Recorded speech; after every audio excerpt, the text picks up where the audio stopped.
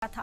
Islamabad high court से ही पाक rangers Imran Khan को गिरफ्तार कर ले गए थे, जिसके बाद कल पाकिस्तान की सुप्रीम कोर्ट ने इमरान खान को बड़ी राहत देते हुए उनकी गिरफ्तारी को गैर कानूनी करार दिया और बेल के लिए हाई कोर्ट जाने को कहा, जिसके बाद आज इमरान खान को बड़ी राहत मिल गई।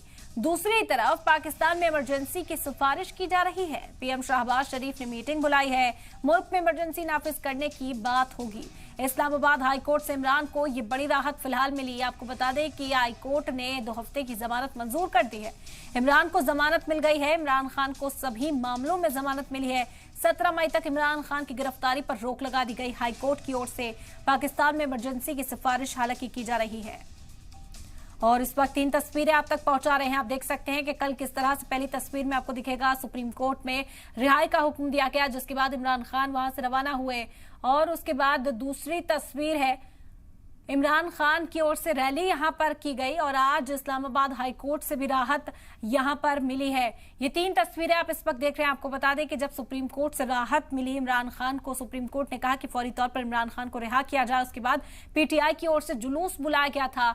ये तस्वीर है, इमरान खान खिताब करते हुए भी दिखाई दे रहे हैं। और तीसरी तस्वीर आज इस्लामाबाद हाई कोर्ट की है।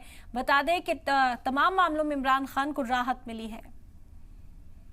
मैं हाई कोर्ट में बैठा हूं, मेरे पास कोई उनके पास एक जवाब नहीं था मुझे पकड़ने का।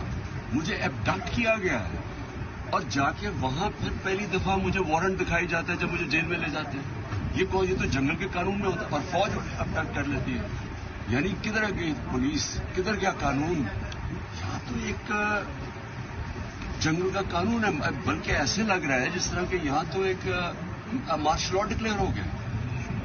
और आपको सोचे 40 लोग, मुझे तो मैं जब कल अदालत में पहुंचा मुझे पहली दफा पता चला कि 40 लोग बेचारे इसमें जान खो बैठे।